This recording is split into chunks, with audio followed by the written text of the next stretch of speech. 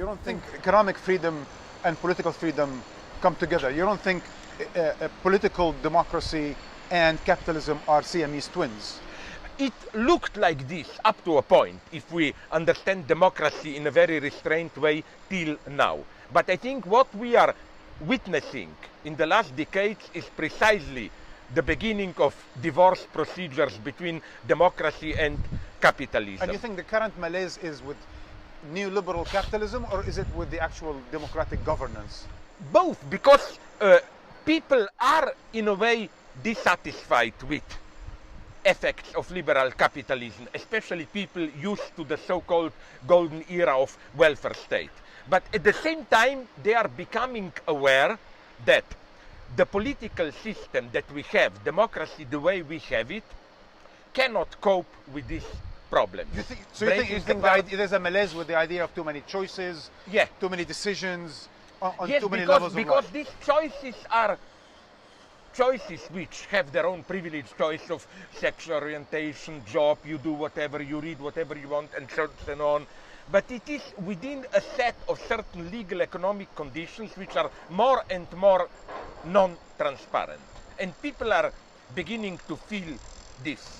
But in illiberal democracies, and I've been to Russia, I've been to Hungary recently, there's also these fences between the rich and the poor. There's also the gated communities. Now this is a global phenomenon. Yeah, global phenomenon. That's the sad thing. This is our future. And it doesn't even matter, are we formally still a liberal democracy or not? What, if there is something worth fighting for in liberal democracy, a more substantial idea of freedom, which I don't think it's still there, but only a strong, new, reinvented left can do it. First, we have ecological problems. I think they cannot be dealt with the political mechanisms we have today. Then, are we aware? Then finances. Of course, what banks are doing today, new regulations will be needed. Then, look at the problem of so-called intellectual property. We are almost entering communism there. Everyone is downloading movies, music, and so on. I think that intellectual property is the death of capitalism, the way we know it. Then, there is genetics.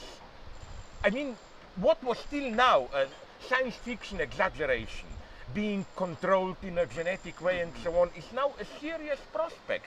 When I was in China, I met a guy from their Academy of Sciences who told me openly and showed me a program. You know what they say in their official programmatic text? That the goal of biogenetics in China is to regulate physical and psychic welfare of the Chinese people. You have this nightmarish vision of us being controlled no longer through brainwashing propaganda, but at a more, who will do this? Who will control this? And finally, again, new gated communities, excluded, included.